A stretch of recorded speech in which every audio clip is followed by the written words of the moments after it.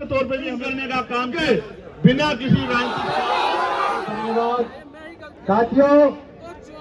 आज मैं आपसे एक बात कहना चाहता हूँ कि किस तरीके से एक देश के अंदर माहौल किस तरीके से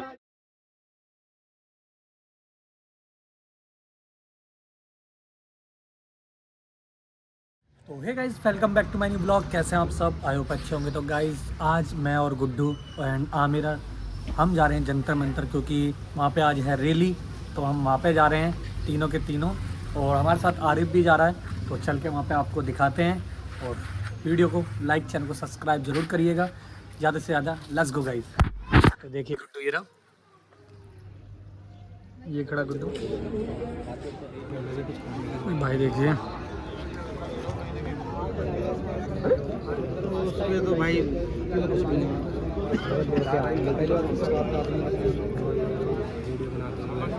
वो तो वहीं से आएगा। बिसलैंडी किसकी? बिसलैंडी की। बिसलैंडी करने के बाद मुझे बहुत सारी चीजें मिलेंगी, तो मैं अल्लाह का शुक्र अदा करना चाहूँगा। लाख शुक्र अदा इसलिए अदा करना चाहूँगा कि हमारे नबी अकरम सल्लल्लाहु अलैहि वसल्लम का कोई पिक्चर अवेलेबल नहीं है जो उसने कहा था पिक्चर बना के दिलाया जाए।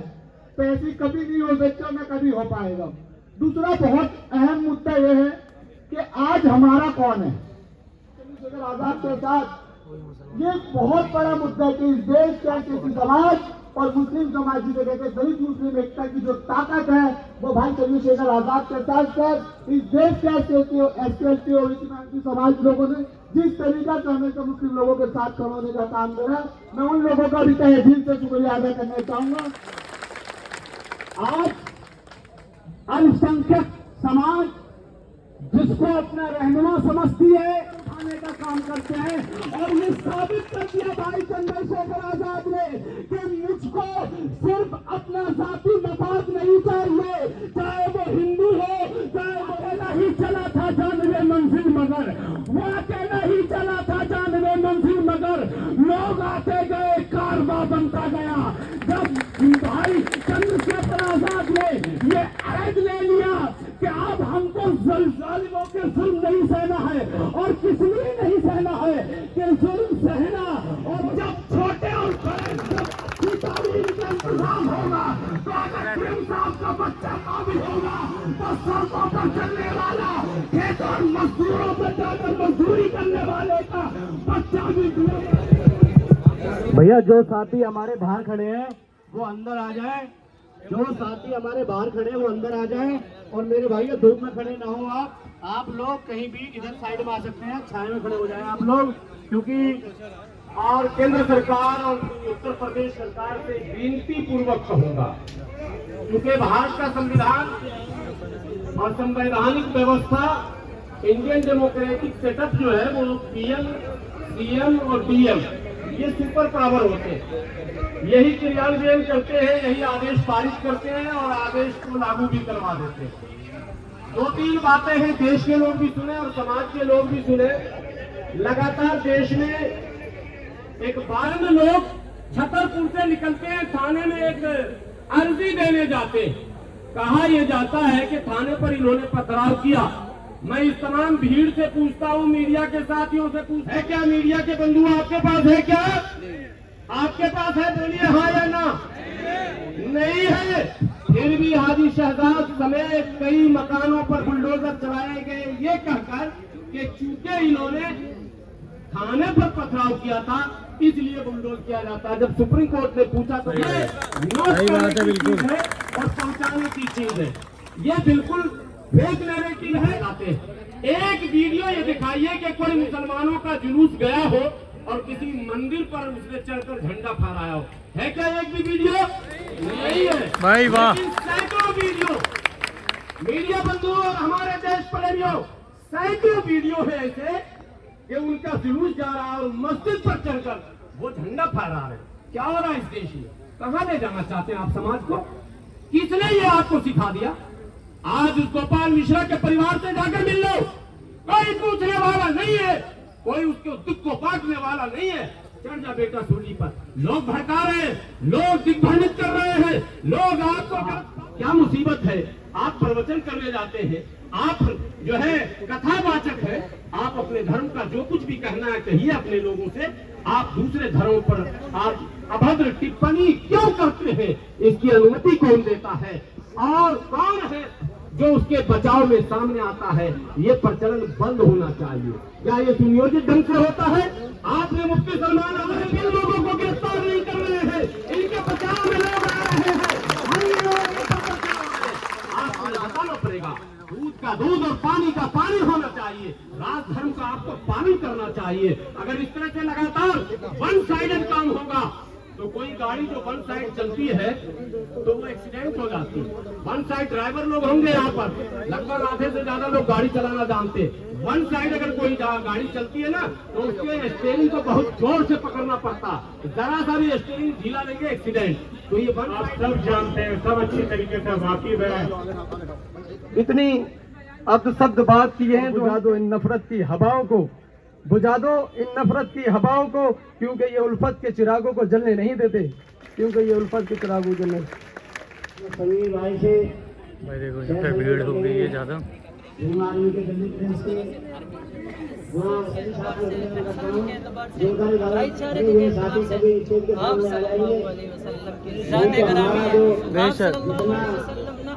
वजन होना चाहिए। आप आए क्या ये जबरदस्ती सलाम फैला?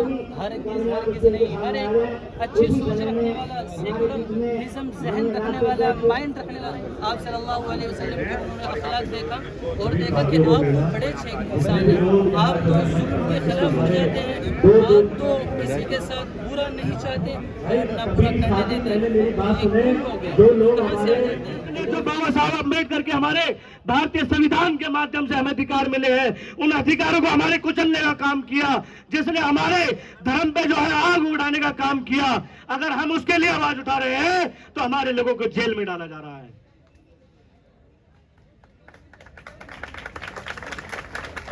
चौथा विषय हमारा है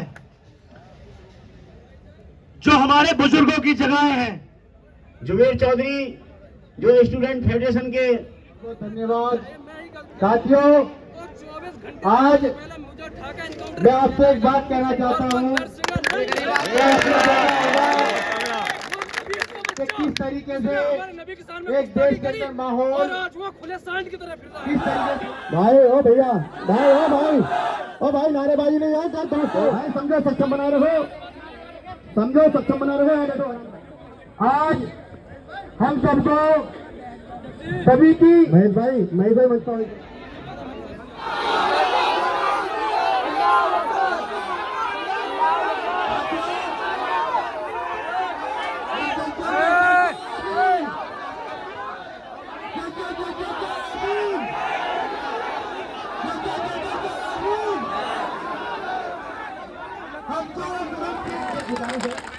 कभी हाथ न उठाया हो, कभी जबान नहीं निकाली हो।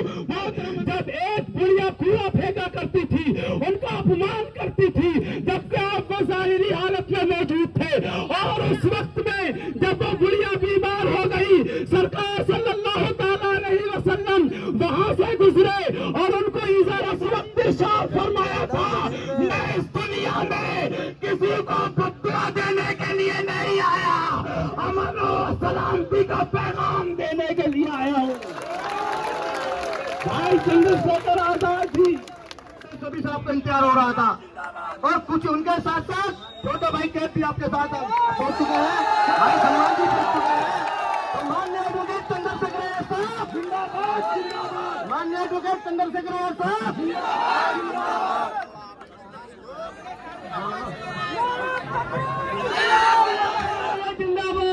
भाई चंद्रशेखर आजाद जिंदाबाद। वो सिर्फ मत आप जरा बैठे। युवा दिनों की धड़कन आ रहे हैं अपनी बात रखने। अवाम सुन लो, हमारा नेता आपके बीच पहुंच चुके हैं। माननीय चंद्रशेखर साहब आए और अपनी बात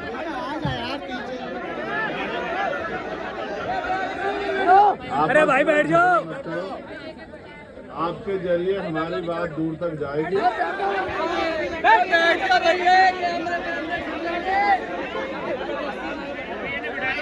कि आप भी हमारे आंदोलन में शामिल होना, ऐसी घटनाएं ना हो, इसमें अपनी बात को रखना।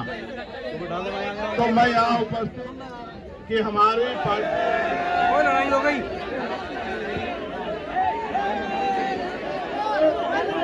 रुक जाओ भाई, इनको दे दो। आप अंदर मत करो, सारे लोग काम कर रहे हैं, हमारे पार्टी को दिया है, वहाँ ये किया जा रहा है और उसके पीछे उनका मकसद राजनीतिक मकसद है। बना रहे और देश एकजुट होकर तमाम तरह की गैर बराबरी, तमाम तरह के जुल्म, उनके खिलाफ लड़ाई लड़े। इसलिए आज इस मंच के माध्यम से मैं अपनी बात को स्पष्ट करता हूं कि अगर भारत, क्योंकि बहुधर्मी देश है, अनेक अनेक धर्मों के लोग, अनेक अनेक जातियों के लोग, लंबे समय जब भारत गुलाम था, तमाम तरह से भारत के ऊपर जो हुकूमतें काबिज थी कि थाली में सजा के आजादी मिली हो, लड़ाई भी इस तरह लड़ी कि जाने कुर्बान करनी पड़ी। बहुत सारे बड़े पैमाने पे सिख हो, चाहे क्रिश्चियन हो, चाहे बौद्ध हो, चाहे जैन हो, या कई जगह पर अन्य धर्मों के खिलाफ भी तमाम तरह से उनको उकसाने, डराने, दबाने और उनको अकेला महसूस कराने का जो ये षड्यंत्र किया जा रहा है, इसके खिलाफ हम, हमारा संगठन, हमारी पार्टी पूर्ण रूप से एकजुट होकर चलना चाहते हैं। उन भीम आर्मी आजाद समाज पार्टी के लोगों को अपने हाथों में उठाने चाहिए, क्योंकि जब आप वोट मांगने जाते हो तब तो आप सबसे वोट मांगते हो, बड़े बड़े वादे करते हो, और जब चुनाव निकल जाता है और गरीबों पे, कमजोरों पे जुल्म होता है, तो सारी पार्टियों की तरह आप भी इंतजार मत करो कि वो सड़क पे निकल के अपने आप लड़ाई लड़े। अगर आप सड़क पे निकलोगे तो उनके लिए आपको एजेंडा बना के, आपको पता होगा, जिस बिना किसी राजनीतिक स्वार्थ के इस लड़ाई को लड़ने का काम कर रहा है। और मैं आपको स्पष्ट करना चाहता हूँ, सिर्फ मुसलमान भाइयों के साथ नहीं, अगर जैन भाइयों के साथ, सिख भाइयों के साथ, किसान भाइयों के साथ, देश की करोड़ों महिलाओं के साथ है, हर व्यक्ति के साथ खड़े हैं, हम उस लड़ाई को लड़ने का काम करेंगे। और मैं आपको विश्वास दिलाता पड़ेगा, जब जब कोई जुल्म होगा हम लोग उस लड़ाई को लड़ने का काम करेंगे। और याद रखना, ये जो आरएसएस के लोग हर जाति धर्म के लोगों में घुस गए हैं, इनके विचार को मानने वाले लोग हर जाति में हैं, हर धर्म में, इनसे भी हमें सावधान रहना पड़ेगा, क्योंकि जब हम इनकी बातों में आते हैं तो फिर जो है इन एजेंटों से भी हमें सावधान रहने की जरूरत है। और मिलकर इस लड़ाई को, ना कोई एक जाति ना धर्म, पूरे देश की लड़ाई है या नहीं, ये बताओ। अगर किसी पे भी जुल्म होता है तो पूरे देश को इकट्ठा खड़ा होना चाहिए, नहीं होना चाहिए? अगर किसी को सताया जाता है तो सबको उसकी आवाज उठाई जानी चाहिए, नहीं जानी चाहिए? मैं आपको विश्वास दिलाता हूँ, आप इसी पेड़ के नीचे हमने पहलवान बेटियों के सम्मान की लड़ाई भी लड़ने का काम किया था। आप सबको इस बात को याद रखना चाहिए। और आप जानते हैं, पार्लियामेंट में भी उन पहलवान बेटियों के सम्मान की लड़ाई को लड़ने का काम आपके चंद्रशेखर आजाद ने किया था। और आज मैं आपको विश्वास दिलाता हूं, जिस तरह से जानबूझ के टारगेट करके मुसलमानों के खिलाफ हिंसा का और ये धर्म के आधार पे जो है अपमान करने का काम किया जा रहा है, पार्लियामेंट में आवाज उठा के इसमें कानून बनवाने का काम भी हम लोग करेंगे। मेरी इस बात को आप लोग याद रखना। लेकिन मैं आपसे भी कहना चाहता हूं कि अगर आप लोग एकजुट नहीं रहे तो आपकी एकजुटता ना रहने का फायदा दूसरे लोग उठाएंगे। हमें बुलडोजर, मैं फिर कहता हूं, पहले दिन से हम लोग बुलडोजर के खिलाफ रहे हैं, और बुलडोजर की प्रक्रिया न्याय संगत है नहीं। हम संविधान को मानने वाले लोग हैं। ये बुलडोजर गरीबों पे नहीं चल रहा है, ये बुलडोजर भारत के संविधान पे चल रहा है, और इस बुलडोजर का इलाज भी हम लोगों को करना पड़ेगा। मैं आपसे फिर कह रहा हूं, बुलडोजर से नहीं,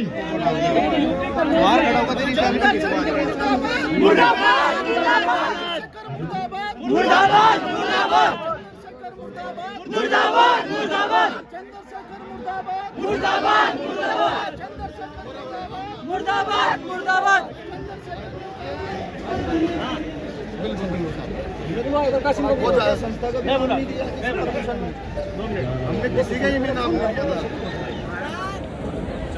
तो भाई यहाँ पे देख सकते हैं आप थोड़े गुस्सागिस्सी भी हो गई है यहाँ पे भाई इन सभी में, क्योंकि आपस में ही सरकार से रखने आएंगे, देश के प्रधानमंत्री से रखने आएंगे, देश के मुख्यमंत्री से रखने आएंगे, क्योंकि ये मसला